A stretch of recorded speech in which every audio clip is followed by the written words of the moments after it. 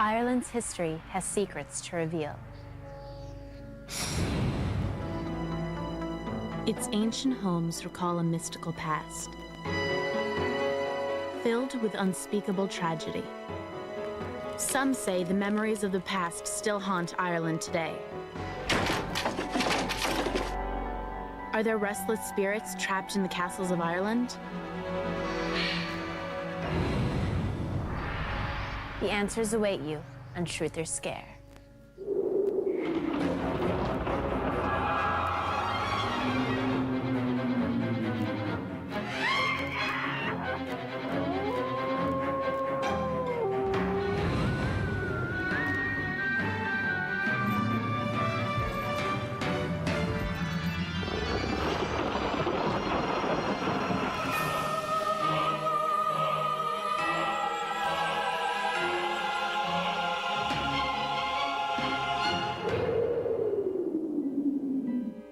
Boo. Do you believe in ghosts? That's a question most kids have been asked a million times.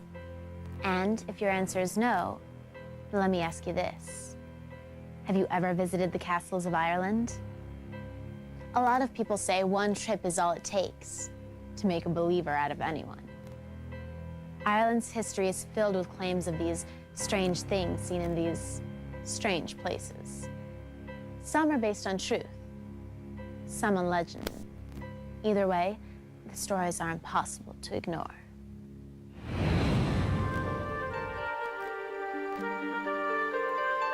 A trip to Ireland can sometimes seem like a journey back in time, into a land of myths and tall tales. On the east coast in County Carlow, the village of Clonigal is home to Huntington Castle. People claim this historic home is haunted by chilling visions from another world. The castle was built in the 1300s by the Kavanagh clan. Since then, many other families have owned Huntington Castle, and with each family, new sections were added on, and old sections were rebuilt. But one thing has stayed the same: the feeling that the castle is surrounded by an ancient, mystical presence from Ireland's darkest history. They say this presence is so powerful, it can even be felt outside the castle walls. In this field nearby, one man claims he's seen a group of people wearing long robes.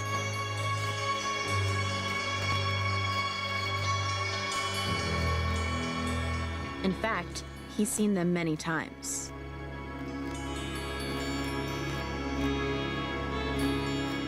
But every time he tries to get a better look, they disappear.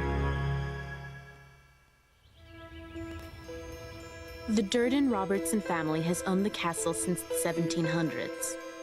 The current owner is David Durden-Robertson. When I was about 17, I'd gone to sleep on the couch in the library. He has no idea how long he slept. When he woke up, he said that the room was filled with bright light, and the couch felt like it was spinning around. Suddenly, he saw two strange faces staring down at him. Then, he says, he felt his body rise, and he floated above the couch. David wondered, could these ghostly figures have come from a cruel chapter in Ireland's history? The native inhabitants of Ireland were called the Celts. 1,500 years ago, a special class of men set themselves apart. They were called the Druids. The legend of the Druids is one of the most well-known in Irish mythology. As the religious leaders of the time, they were often as respected as the Celtic kings and chiefs. Legend says that they could communicate directly with the gods, but that was only one of their powers. They were believed to be able to create mist and start fires at will. The Druids commanded respect, but they were also feared, and no wonder. At times, when they wanted to please the gods, they would offer a human sacrifice.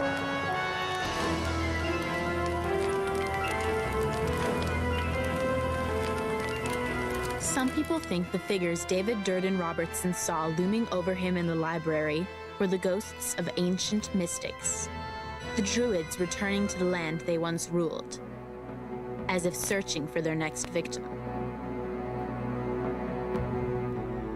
As another day ends at Huntington Castle, the truth stays hidden in the mists of time. Did this war hero return to save the family castle from beyond the grave? Next on Truth or Scare. Don't fly away.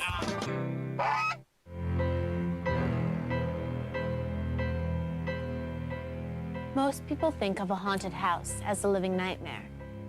But according to the residents of one Irish castle, it was a ghost that made their dreams come true. Castle Leslie is in County Monaghan, near the border between Southern and Northern Ireland. Bishop John Leslie bought and named the estate in 1664. It's been in his family ever since. Today, his descendant Samantha lives here, but that almost wasn't the case.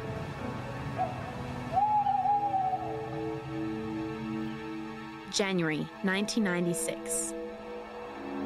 It was morning. Samantha was alone, cooking in the castle kitchen. Suddenly, she heard a strange noise behind her. Out of nowhere, a shower of orange pits flew against the wall right next to her. She looked around. No one in sight. Another time when Samantha was making lunch, she said the blender suddenly turned on. When she went to turn it off, she discovered that it wasn't even plugged in.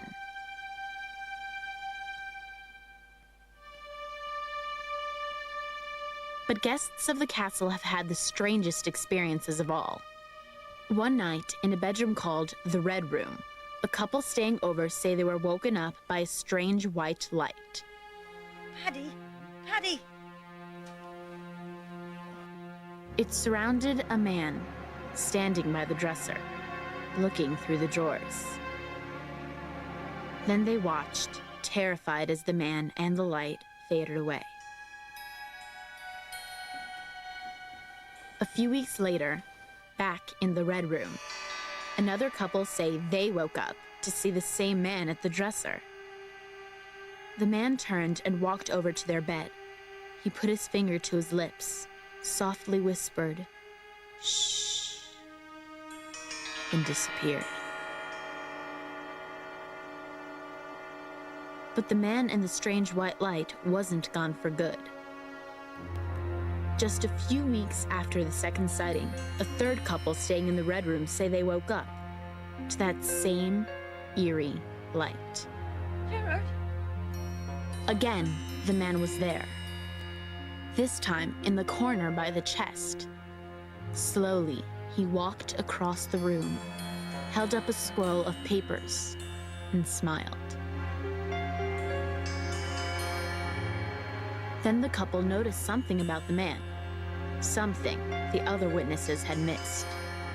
On his forehead was a bloody wound.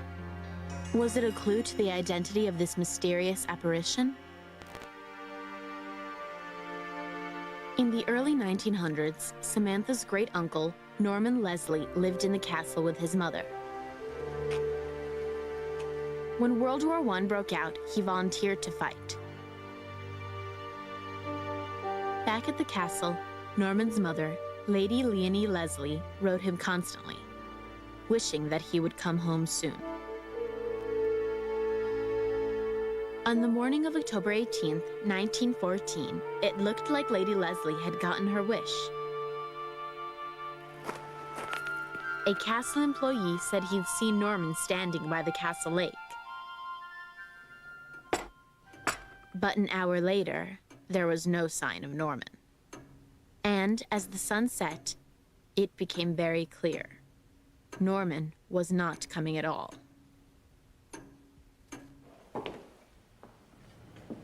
A week later, Lady Leslie got a telegram. She knew deep inside that it was bad news. Norman had been killed in action on October 18th, 1914, the same day he'd been seen on the shore of the lake. It was almost as if Norman had come home that day to say goodbye. Now, Samantha thinks her uncle has returned once again. She believes he was the one who threw those orange seeds against the wall and turned on the blender. And since the Red Room was Norman's old bedroom, she's sure he was the one who appeared there. And he was sending her a message. Around that time, Samantha's family was fighting to prove that they were the castle's rightful owners. But they couldn't find an important document they needed for their case. Samantha had given up hope. When her guests talked about the papers the ghostly man had held up, she decided to look again. As she picked up one file, chills ran up her spine. She'd found the missing papers, and she says the ghost of Great Uncle Norman saved the family castle.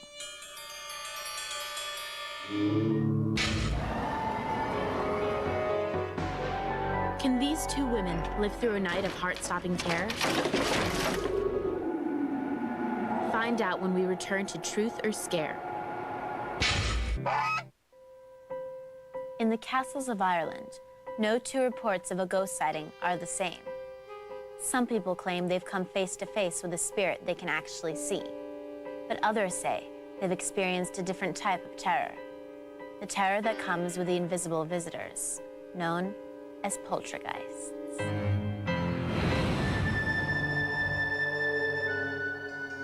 That's exactly what was reported in County Limerick, on Ireland's west coast.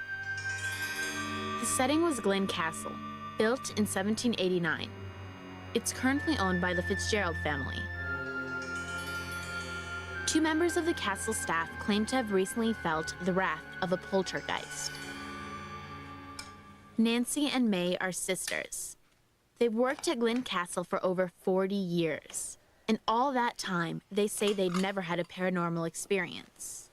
But one night in 1991, all that changed. It was a little after midnight when Nancy turned out the light. Soon after that, she heard a noise on the stairs. Was someone coming up? Nancy said it sounded like the person was struggling. She was gripped by fear. Nancy called out to another employee of the castle, Una, who was asleep in the next bedroom. Una said she was awake too, and she'd also heard the noise. Then, total chaos.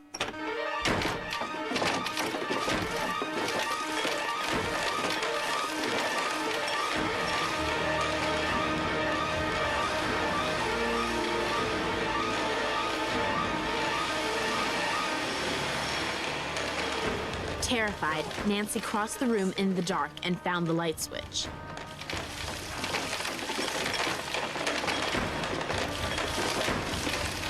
As soon as she turned it on, everything went quiet. She opened the door and looked out. Nothing. The mayhem was over, if it had happened at all. Sir Desmond Fitzgerald owns Castle Glynn. He thinks the incident might be related to an experience he had here as a child. After his mother read him a story, Desmond was on his way up to his room when he saw something he would never forget. A frayed rope hanging in midair. What's wrong, dear? What's happened? There's nothing there. But when he brought his mother out to show her, the mysterious rope had disappeared. Don't be frightened. Pick up the book and let's go inside. Had it all been in his head?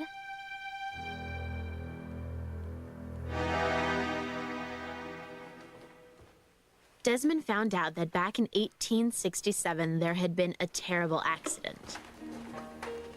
The castle was being repainted.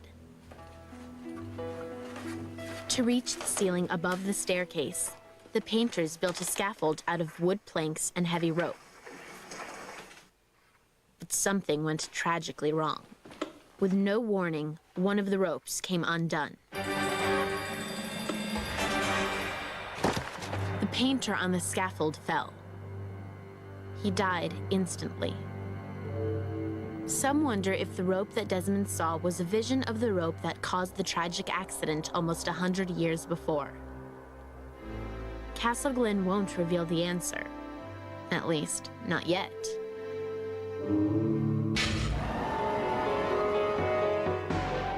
Next, at Ireland's most haunted castle, they say terror has a face, and this is it. When Truth or Scare returns. There are so many stories of haunted castles in Ireland. Most people can't keep track of them. But some accounts are totally unforgettable. Like in what many say is Ireland's most haunted castle. The witness looked right into the face of, and could even smell the putrid stench of a horrifying apparition.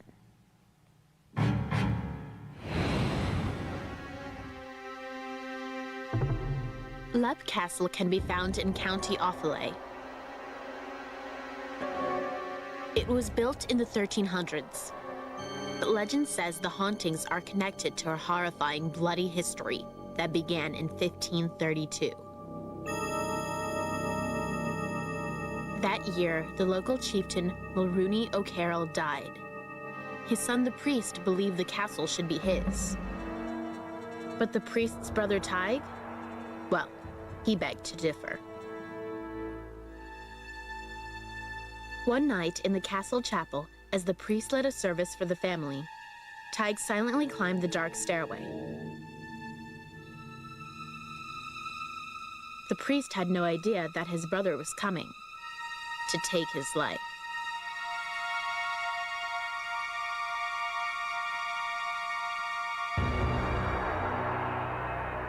Since that night, this room has been known as the Bloody Chapel.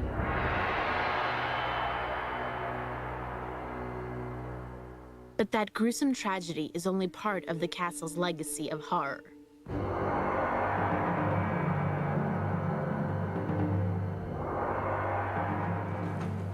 In a room just off the Bloody Chapel, there was a dungeon called an oubliette.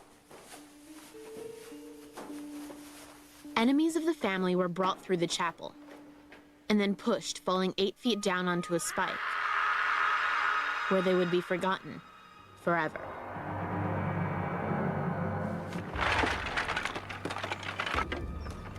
In the early 1900s, when the dungeon was discovered, it was piled high with human skeletons.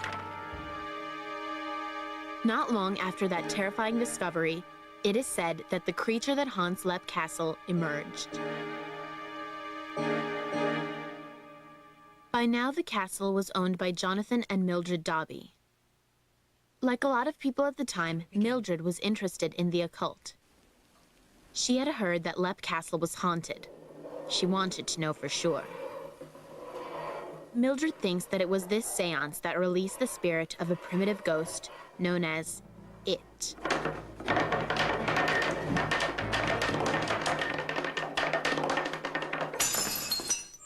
Because a few nights later, Mildred was in the castle gallery, looking down to the main hall. Suddenly, she felt a hand on her shoulder. She turned and found herself face to face with It. That was the name she gave the disgusting creature. And what she described just might make you sick. It was about the size of a sheep, but it had a human face. Its eyes were just deep black holes in its head. And the smell, she said it was unmistakable. The stench of rotting flesh.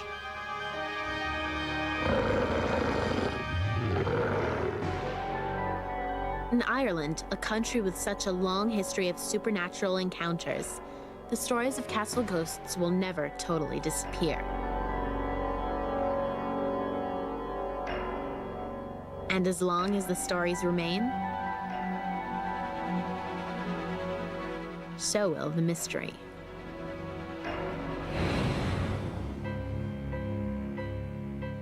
Not exactly a pleasure trip, huh? But I guess a quest for ancient spirits is never easy. And neither is deciding whether or not to believe. There's still no scientific proof that ghosts exist. Then again, there's no proof that they don't. But after seeing the castles of Ireland, one thing's for sure. If a ghost comes your way, you'll know exactly what it is when you see it.